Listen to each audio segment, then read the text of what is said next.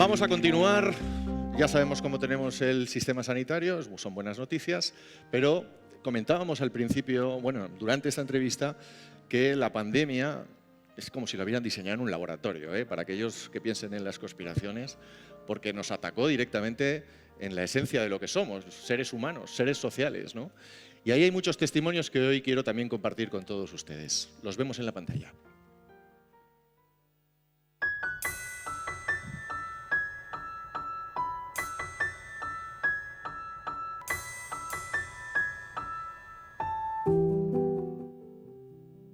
Yo creo que lo peor para las personas mayores ha sido no poder ver a su familia. Para mí ha sido, nunca en la vida se me había presentado una situación así. Es tremendo. Lo peor yo creo que ha sido la ruptura de la rutina que veníamos teniendo habitualmente, lo que era la normalidad de cada día. El cambiar costumbres, el no poder salir de casa en un primer momento. Bueno, yo personalmente lo que más he echado de menos es el baile. Lo peor es no poder hablar con la familia, hablar sí, pero no vernos de lejos, solamente de lejos, y ni amigos, pero en fin. Aparte de sentir mucho, claro, las muertes, todo lo que conlleva todo esto, pero el contacto humano entre los seres, esto sí creo que esto ha hecho daño. Muy duro. Estábamos confinados y uno de mis yernos tuvo que ser ingresado y estuvo 15 días ingresado. Eso fue muy duro porque yo no pude ayudar a mi hija con su bebé. Mi hija tampoco pudo estar al lado de su marido.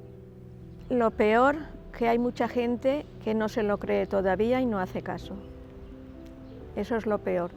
Abrazar a los tuyos, darle un beso a tus nietos, no poder hacer una gimnasia para poder moverte. Parece que tenemos una tristeza que no sé si esto se nos irá a ir alguna vez. También lo más importante es la cantidad de personas mayores que han fallecido. Eso me duele muchísimo porque está atacando mucho a la gente mayor. Y por supuesto lo peor, en primer lugar, es la situación hospitalaria, las decenas de miles de muertos que ha habido en este país, la situación de saturación y falta de oxígeno en los hospitales, en los centros médicos, la situación del personal sanitario en general. Y en realidad, pues bueno, el confinamiento creo que ha sido un beneficio para todos, porque eso ha salvado muchas vidas, pienso. Y por otro lado, también el miedo de cruzarte, a mí me ha pasado, yo con mascarilla y con todas las cosas, de que pasara alguien sin mascarilla y que no sabes si te va a contagiar o no te va a contagiar. Mucho estrés, mucho estrés, mucho estrés. Que tenía que hacerme fuerte y valiente y que no tenía que decaer, que no podía conmigo el virus. Si estaba, que no pasara de la puerta. Y no he decaído ningún día. Además, procuraba comer bien y dormir porque me acostaba pronto, aunque me levantaba temprano, pero me gustaba el día.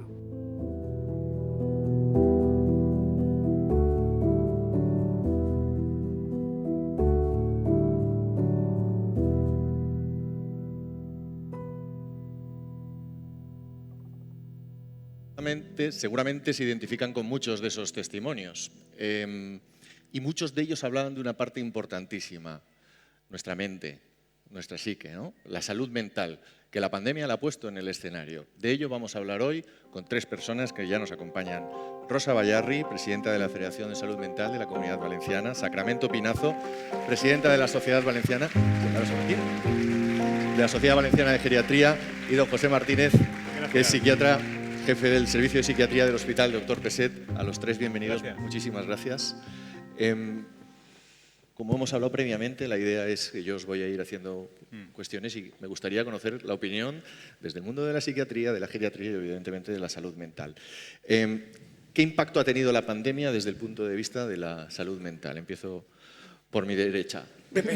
Bueno, yo creo que lo vemos continuamente publicado. El problema es qué reflejo tiene. Es decir, ciertamente ha habido un aumento de las demandas, de las necesidades de salud mental, y especialmente en los grupos más vulnerables, ¿no? Por edad, el grupo más joven, el grupo de más edad son los que más repercusión ha tenido toda la pandemia, pero no ya la pandemia en sí, sino todos los cambios de confinamiento, desconfinamiento, y algo que ha sido consustancial es esa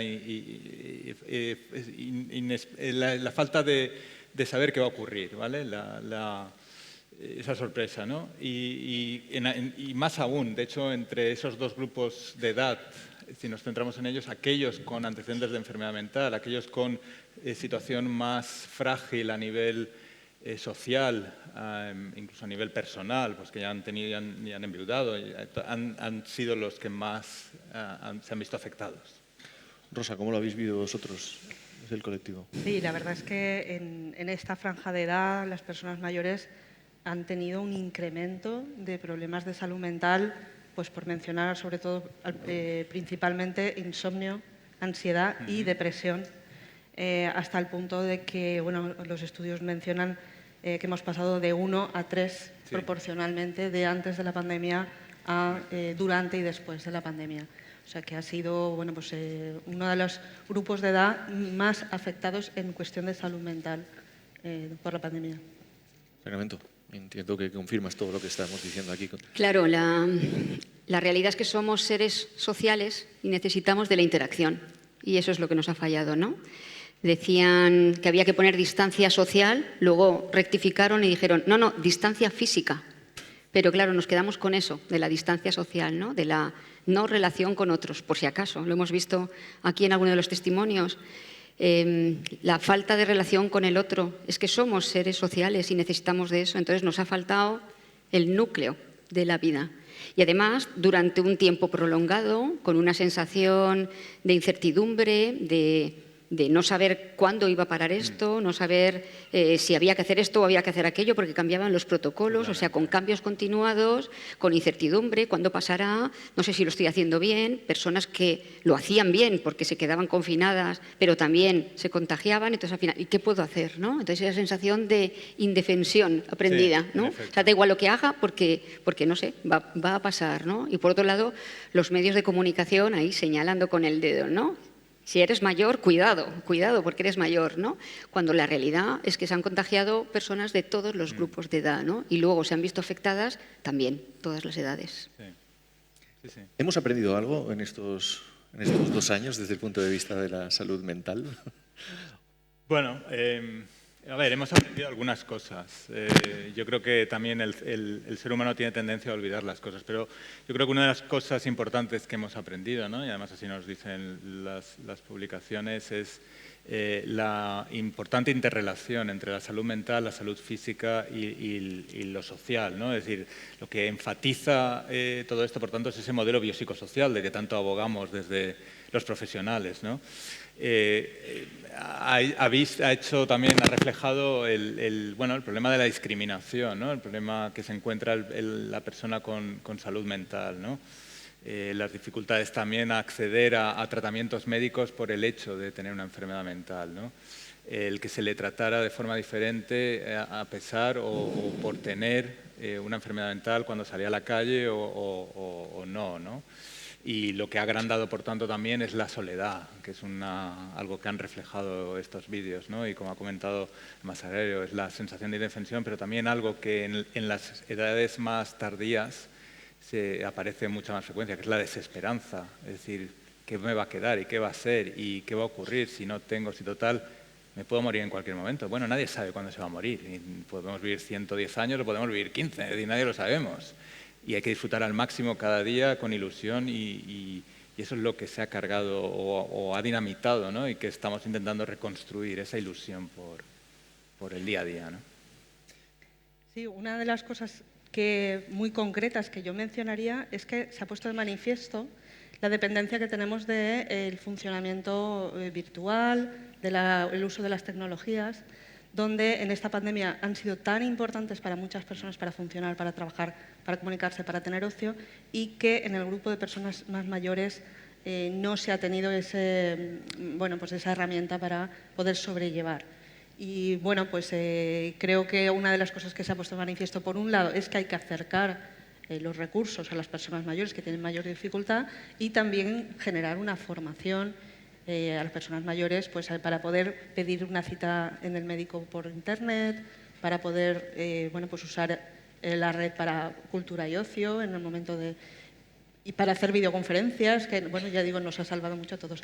Y una cosa también muy importante que se ha puesto de manifiesto es que si hay cohesión, si hay coordinación entre los diferentes agentes, un poco en la línea de lo que comentaba José, también con el tercer sector, con el voluntariado, que ha tenido mucho que decir también con las personas mayores, somos capaces de, bueno, de sobrellevar estas crisis, pero está claro que el sistema lo hemos llevado al límite. Entonces, necesitamos esa coordinación, esa cooperación. Sacramento, tú ponías el dedo ahora en los medios de comunicación. Me gustaría preguntarte por eso, porque ha habido un cambio, yo que trabajo mucho tiempo en los medios de comunicación, de esta visibilidad que se le ha dado a la salud mental, que no la tenía pre-pandemia y que la está teniendo ahora. Y la pregunta es, ¿eso es buena o no es tan buena noticia?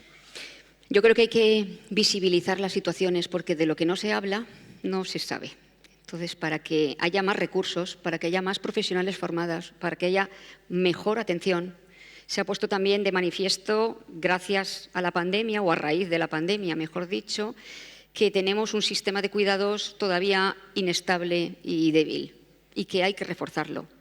Y que hay que trabajar para tener mejores residencias de personas mayores, porque es verdad que todos queremos vivir en nuestras casas y envejecer en nuestras casas y morirnos en nuestras casas, pero algunas personas necesitarán de unos cuidados específicos por parte de profesionales preparados y hay lugares en donde es mejor ese sitio para vivir, ¿no? Pero querremos, si tenemos que ir a una residencia, querremos que sean buenas y que nos cuiden y nos cuiden con cariño y que tengamos un espacio.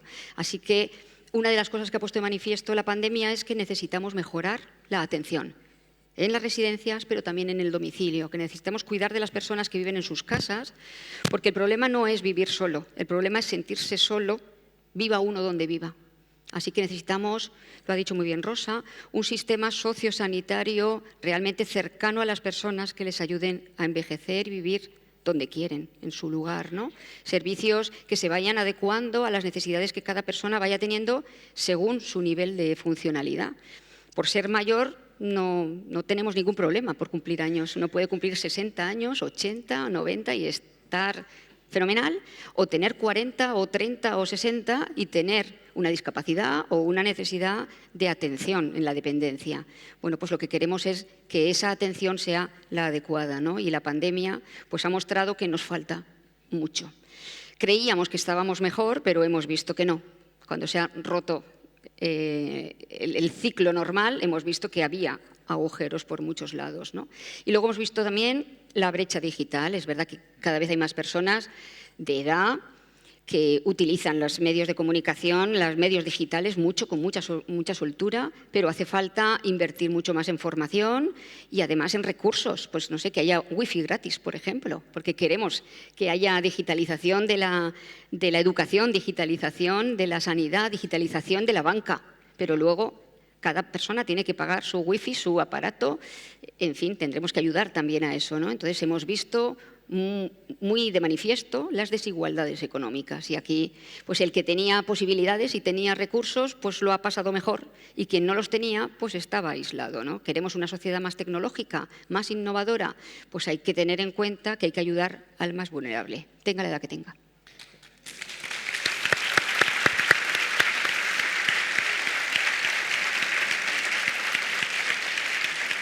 Hablemos ahora de esa asignatura pendiente que ha mencionado Pepe, de la soledad no deseada. ¿Qué podemos hacer? ¿Cómo podemos combatirla?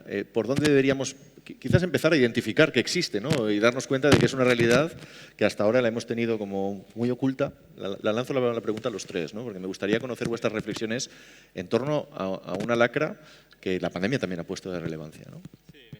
Sí, fíjate, es una cosa compleja, pero quizá parte un poco de yo creo que del egoísmo intrínseco que tiene el ser humano, ¿no? Entonces, nadie piensa que se va a hacer mayor y que nadie piensa en sus circunstancias, ¿no? Cuáles van a ser. Y realmente son nuestros padres o son nuestros abuelos los que están en esa situación, que nos han cuidado, que se han matado a trabajar en épocas muy complicadas, ¿no? Y que ahora en una época que sí, que lo podemos estar pasando mal y tenemos que cuidar de nuestros hijos, pero si no cuidamos de nuestros mayores es difícil cuidar de nuestros hijos, ¿no? Y esos mayores que han estado ahí siempre, ¿no? Pues para llevar al niño al colegio, para recogerlo, y sin embargo ahora ya te llamaré o ya te lo explicaré, pero ¿cómo es que no te enteras, ¿no? Que son cosas así con todo lo de las nuevas tecnologías. Bueno, pues necesitamos esa misma paciencia que invertimos en los niños a la hora de explicar nuevas tecnologías, porque el cerebro siempre está en capacidad de aprendizaje, pero evidentemente no tiene la misma plasticidad a los 15 años que a los 75 años, pero sí que está en capacidad de aprender y de seguir creciendo, seguir modelándose para poder seguir aprendiendo, pero necesita unas habilidades adaptadas a ello. Al final, lo que se trata es cuidar y pensar que esa persona mayor vamos a ser nosotros dentro de pocos años o pocas décadas, ¿no? Y como nos gustaría, al final, pues como pensamos con el paciente, es decir, ¿cómo me gustaría que me trataran a mí si estoy en el otro lado, ¿no? Pues pensar también en las personas mayores igual, es decir, ¿cómo me gustaría que me trataran si estuvieran en el otro lado, ¿no? Con sus fonerías, con sus rigideces o con lo que sea, ¿no? Empatizando, básicamente. Sí. Rosa. Sí, yo añadiría, por supuesto, el entorno familiar es fundamental, igual que los que son ahora nuestros mayores nos lo han demostrado y han estado ahí a las duras y a las maduras, ¿no? Y se hace de familia. Pero también es muy importante la compañía entre iguales. Es muy importante que, bueno, hay muchas acciones a nivel desde local, autonómico, de acciones para encuentros entre personas mayores. Yo creo que es una clave, creo que está funcionando muy bien, pero hay que potenciarlo más.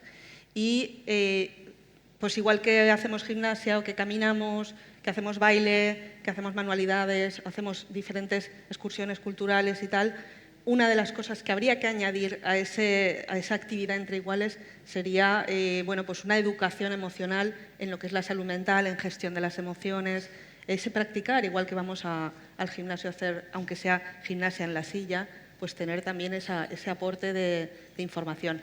Pero también esa información y formación y sensibilización a las familias que han de acompañar. Sobre todo los cuidadores, que ya tienen también su abordaje específico. Claro, muy bien. Además de eso, Rosa, yo añadiría la participación social y cívica. O sea, la implicación en los asuntos de la sociedad que nos competen a todos, porque todos somos ciudadanos desde que nacemos hasta que nos morimos, ¿no? No por tener edad uno deja de tener derechos y obligaciones como ciudadano, ¿no? Entonces, una implicación en los asuntos de la vida municipal, de la vida de mi ciudad, de mi pueblo, porque no importa la edad que tenga. Vivimos en una sociedad para todas las edades y todos somos importantes, todos y todas. Y no hay que pensar solo en las personas mayores como beneficiarios de la atención, hay que cuidarlos porque, claro, tienen su pasado, hay que tener en cuenta todo lo que hicieron. No, hay que tener en cuenta que son ciudadanos presentes y son ciudadanos con futuro. Entonces, yo creo que hay que trabajar mucho para dotar de acciones en donde se pueda desarrollar ese sentimiento de utilidad, en donde podamos encontrar un sentido y significado a nuestras vidas, ¿no? Con esa participación social. Y dado que aquí tenemos tantas personas que participáis en el movimiento asociativo, pues animaros a que esa participación sea de implicación en la ciudadanía, ¿no? Exigir a los poderes públicos unas ciudades y comunidades más amigables con las personas que envejecen y no pensar que hay problemas que son de las personas mayores o pensar que las personas mayores son un problema, porque las personas mayores pueden ser la solución a muchos problemas.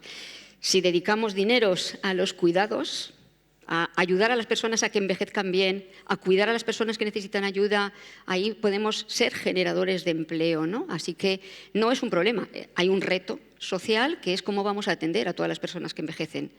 Pero nunca pensar que uno es una carga ni es un problema. Habéis aportado mucho, pero seguís aportando con vuestra presencia en el mundo y con vuestros cuidados a otros. Menos mal que están tantos abuelos hoy en día, ¿no? Y sobre todo pensar que todas las edades son necesarias en la sociedad, porque todos podemos aportar distintas cosas. Uno de los recursos que está al alcance de todos es el de los profesionales sanitarios del mundo de la salud mental.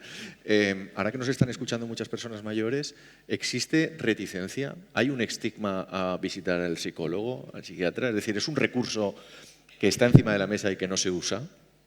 Hablo yo primero esta vez porque él es psiquiatra y a él le visitan más, pero a los psicólogos todavía tenemos más, o sea, hay más reticencia todavía a visitar el psicólogo, ¿no? Yo no sé, bueno, luego lo discutimos. Sí.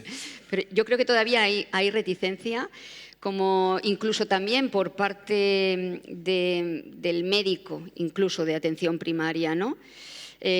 Como has enviudado, pues lo normal es que estés triste, entonces, bueno, es normal. Como te haces mayor y hay movimientos que ya no puedes hacer, pues lo normal es que te duela, pues ya está, es lo normal, ¿no? Y no es lo normal. Yo quiero seguir funcionando igual que antes, yo quiero seguir andando, deme algo o dígame qué ejercicios tengo que hacer para poder hacer mi vida más o menos o ir adaptándome a un movimiento un poco más lento, pero seguir moviéndome, ¿no? Entonces, bueno, pues a menudo se dan fármacos para curar esos problemas y no tanto atenciones que podrían ser de otro tipo, pues visitar a un psiquiatra que dé unos buenos consejos de vida social y de vida emocional, visitar a un psicólogo. Yo creo que hay todavía mucho que hacer y en nuestro caso los psicólogos pues aún tenemos un trabajo, yo creo. No, a ver, yo creo que asusta más el hablar tienes que ir al psiquiatra que al psicólogo, ¿no? No, es cierto, no, es así, pero es decir, muchas veces nos vienen las interconsultas de ¿quieres cita con el psicólogo? Bueno, vamos a ver qué hay, ¿no? Pero al final da igual, es decir, trabajamos en lo mismo y para lo mismo, ¿no? Sí que es cierto que estos últimos años de pandemia y todo esta, bueno, eco que se ha dado de la salud mental ha roto algunas barreras en esa búsqueda de atención y de hecho las consultas tanto públicas como privadas están absolutamente colapsadas porque sí que hay una necesidad. Y fíjate, y estoy totalmente de acuerdo en algo que ha dicho Sagrario, ¿no? Es decir, la salud mental va más allá de la patología mental, ¿no? Y para tratarla lo mejor es prevenirla y hay aspectos muy importantes que se han hablado hoy, ¿no? Ese asociacionismo, todas esas actividades. El descanso, la actividad física, la nutrición, son elementos claves que ayudan a prevenir la salud mental también y forman parte además del tratamiento. Y muchas veces digo, si quieres te lo pongo por receta que tienes que ir al gimnasio 3 veces por semana, ¿no? Porque al final limpia la mente también todo ello, ¿no? Pero bueno, de todas formas, y como he comentado antes, sí que ha ayudado a entender que el cerebro es un órgano más del cuerpo humano que se enferma como el resto, ¿no? Sí que es cierto que al final es nuestro ordenador de a bordo, ¿no? Por utilizar ese símil, pero es un órgano más y los psiquiatras somos médicos, los psicólogos son profesionales sanitarios también en el mismo nivel y todos tenemos que trabajar para ayudar a entender que la salud mental es tan importante como la salud física. De hecho, no hay salud sin salud mental, ¿no? Y es clave en ese sentido, ¿no? Y añadiría que a lo largo de la vida tenemos muchos momentos de tensión, de crisis, hay muchas situaciones, ahora hemos vivido una pandemia, o sea, a veces es algo que afecta a todos, pero a veces me afecta a mí, porque solo a mí me está pasando esto, le está pasando a mi familia. Muchos momentos en los que necesitamos una ayuda profesional de alguien que puede ser, pues eso, un profesional de salud mental, ¿no? Que me puede ayudar y prevenir. Perdona, Rosa, un momento. Sí, estoy de acuerdo, pero también yo creo que parte de la labor, y lo estaba comentando antes con Rosa, que tenemos los profesionales y ahí también los medios y las acciones es importante, es ayudar a diferenciar lo que es trastorno de problema. Sí. Es decir, no todo lo que se salga de lo normal es anormal. Sí. No todo lo que es un problema es un trastorno. El sufrimiento, la tristeza, el nervio, estar nervioso, o el estrés, eso forma parte de la vida diaria, es necesario para crecer, para prosperar. Es cuando se acompaña de otros muchos síntomas y durante un tiempo prolongado cuando es patología. Y yo creo que esa es una labor divulgativa que creo que tenemos que enfatizar mucho también. Sí, nada, solo era apuntar que no podemos hacer recaer tampoco la responsabilidad de las personas que tienen el sufrimiento psíquico de acudir, sino que, y aquí quiero destacar que la atención primaria es el lugar donde se producen un porcentaje altísimo de demandas por problemas de salud mental, las personas mayores, y necesitamos reforzar la atención primaria y formar a la atención primaria para hacer estas distinciones que apuntabais vosotros dos, y tiene que ser un poco el acompañamiento de esas personas a distinguir si es tristeza o es depresión y acompañarlos a derivar a los profesionales que corresponden. Totalmente. Y fíjate, decir, si creo que ha salido en distintos medios estos últimos días también el hecho de que tenemos un ratio de psicólogos y psiquiatras por debajo de la media europea, pero donde se nota aún mucho más ese salto de falta de ratio de profesionales es en enfermería, y enfermería especializada en salud mental. Es decir, que es mucho más coste eficaz incluso, y tiro piedras, puede parecer que tiro piedras contra mi tejado, pero no es así, porque esto es un abordaje multidisciplinar donde sumar multiplica, ¿no? Es ese concepto de educación, ¿no?, que necesitamos todavía como sociedad, educarnos en identificar, como decían Singles, ¿no? Falta un poco de educación como sociedad para identificar la salud mental. Claro, y para afrontar los problemas de la vida, que al final la vida está ahí y hay que tener fortaleza, ¿no? Y hay que trabajar para capacitar esa fortaleza desde pequeños. Antes lo decía Rosa, ¿no? Educar desde pequeños, y que en la escuela haya educación emocional, pero que haya más información sobre educación emocional, también en los centros de mayores haya más información, porque hay momentos en los que uno pues está más débil para afrontar los problemas, o se le han acumulado un montón de problemas, o ya no puede más con la situación, ¿no? Y bueno, pues si tenemos a alguien que nos esté ayudando e indicando por dónde, pues siempre será mucho mejor llevado, ¿no? Sí, las acciones de sensibilización, formación psicoeducativas, evidentemente la educación emocional empieza en la infancia, pero sí que es verdad que no nos podemos esperar a que estos infantes sean aquellos mayores. Entonces, como decía, pues hay que sumar actividades de sensibilización, educación en la salud mental, aprender a distinguir qué es un problema de salud mental y qué no lo es, y aprender a gestionar las emociones. Nosotros en Federación, a raíz de la pandemia, por ejemplo, pues ya hemos tenido varios contactos de asociaciones de personas mayores donde se nos pide que generemos unos programas de gestión emocional. Y esto, pues bueno, a nivel municipal hay que promover, igual que hay una concejalía de mayores, que promueva, pues en colaboración con las asociaciones o profesionales de la salud, que vayan dando esta formación, estas charlas. No sé si, bueno, el tema es largo y amplio, pero y el tiempo justo, como siempre, ¿no? Esa es la gran lacra que tenemos los moderadores, pero no quisiera despediros sin que nos recordarais un mensaje clave, el mensaje con el que deberíamos irnos desde vuestro punto de vista, cada uno a casa, en este concepto del que hemos hablado, muy genérico, de la salud mental. Pepe, empiezo contigo, luego Sacramento y termino con Rosa. Sí, a ver, insisto, es decir, la salud mental es el todo, ¿no? Lo que importa es lo que marca el resto. Por tanto, debemos hacer todo lo posible por cuidarla, por mejorarla, y eso es una labor de toda la sociedad, de los medios, de las asociaciones, de los profesionales, de las personas, ¿no? Porque todos somos lo mismo.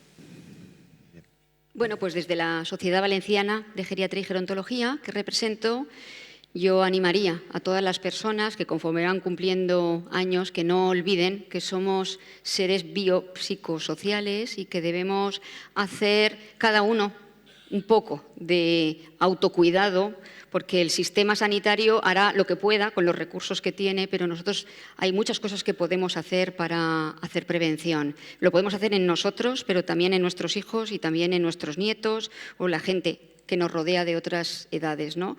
Que no os cale nunca el mensaje de que por ser mayor ya no toca, ya no puedes, ya no sabes, tú aparte, tú ya no te enteras, que no os cale eso, porque sois un pilar fundamental y tenéis que estar como pilar fuerte. Bueno, con esos dos mensajes...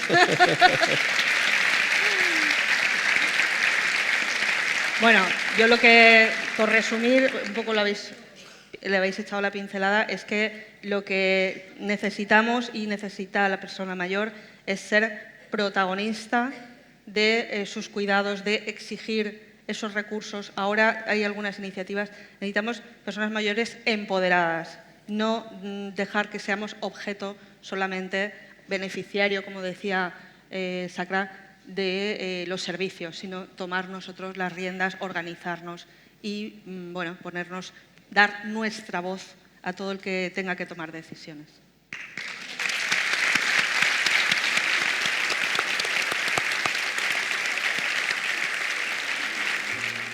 Pues Rosa, Sacramento, José, Pepe, muchísimas gracias a los tres. Ahora un fuerte aplauso porque creo que nos habéis contado cosas muy interesantes. Gracias.